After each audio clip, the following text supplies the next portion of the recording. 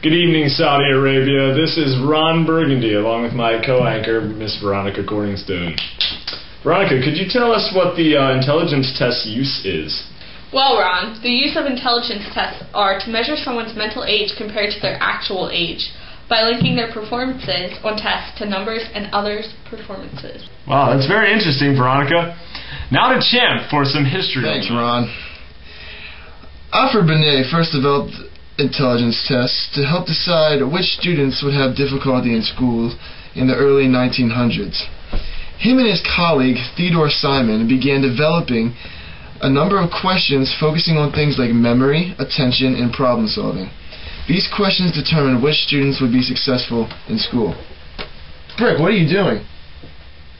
Get out of here. Are we still rolling? Yes, Champ. Keep going. Oh, sorry.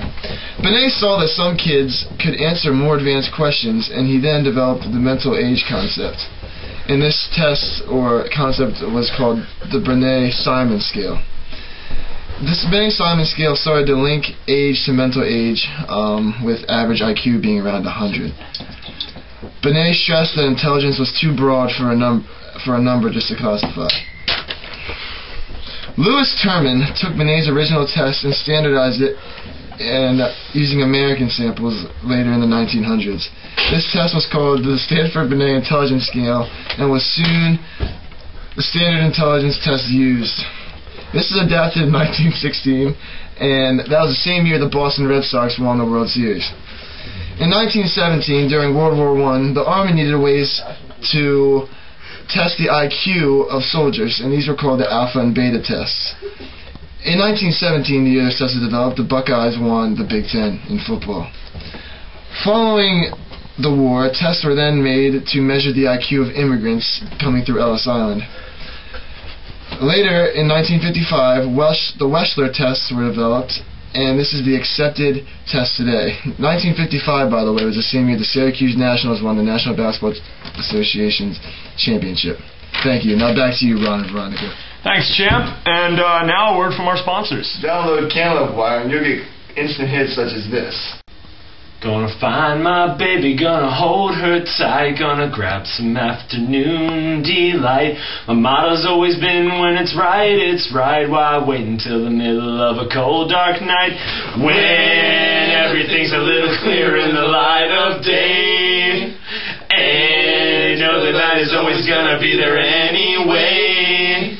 Figured always working on my appetite, looking forward to a little afternoon delight. Rubbing sticks and stones together makes the sparks ignite, and the thought of rubbing you is getting so excited. Skyrockets in flight. Woo! Afternoon delight. Woo! Afternoon delight. Yeah. Wow. That guy in the middle was very talented, was he not? Oh, he totally was.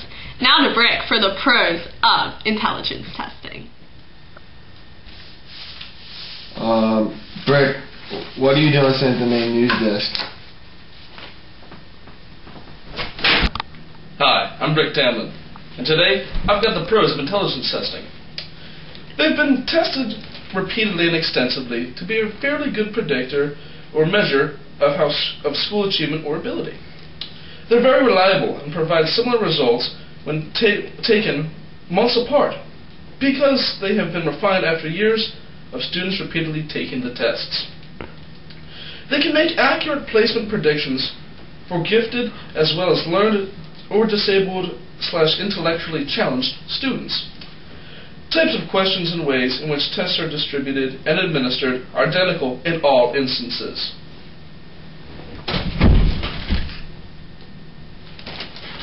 And in other news, a man riding a motorcycle was hit on a local Seattle highway. We have the story here.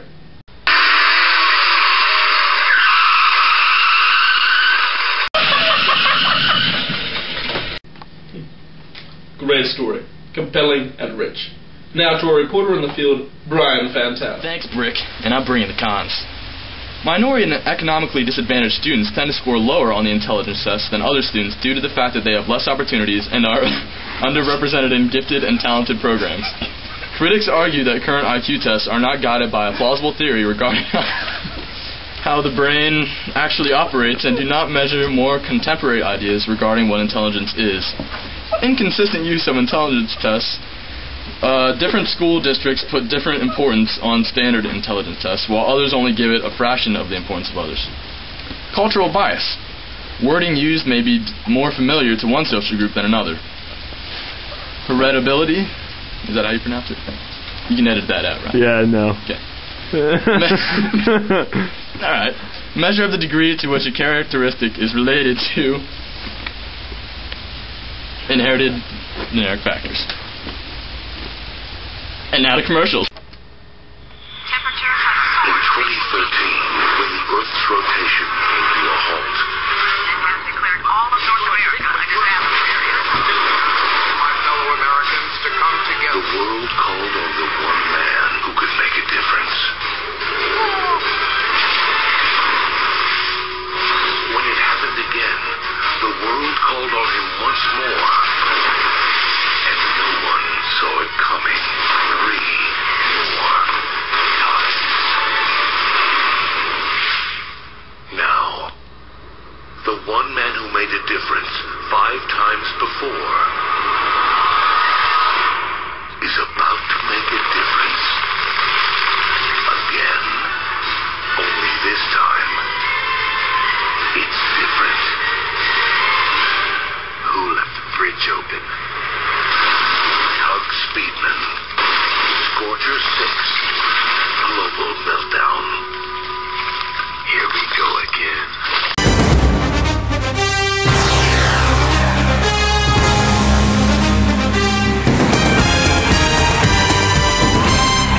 The Stanford-Binet Intelligence Scale links the age of a child to the mental age of the child. It tests intelligence across 4 areas: verbal reasoning, quantitative reasoning, abstract or visual reasoning, and short-term memory. It gives 4 subscores and compiles them into 1 IQ score. The areas are covered by 1 subtest that include vocab, comprehension, paper folding and cutting, copying, quantitative, number series, equation building, memory for sentences, memory for digits, memory for object, and bead memory. Total test time is around 45 to 90 minutes. Average score is 100, so 50% are above and 50% are below. The test establishes that intelligence quota does not remain constant during development. Around the age of 5, it establishes especially low or high. Around the age 12, the IQ lines up with their adult life. The tests were arranged so as to be of increasing difficulty. Each level of tests matches a specific developmental level. Such, all tests at a given level were capable of being solved by any normal child in that specific age group. Another test designer was David Wechsler. Wechsler felt that the Binet scales were too verbally loaded for use with adults, so he designed an instrument with subtests to measure both verbal and nonverbal abilities, largely borrowing from many other tests, such as the U.S. Army Alpha test. The original Wechsler-Bellevue test in 1939 proved quite successful in civilian and military applications. Wechsler developed the Wechsler Adult Intelligence Scale in 1955, and Wechsler Intelligence Scale for Children, and the Wechsler Preschool and Primary Scale of Intelligence. The test is divided into 6 verbal and 5 performance subtests. Total time takes 60 to 90 minutes.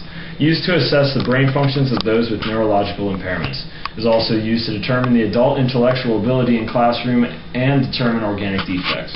Wechsler tests has an average score of 100.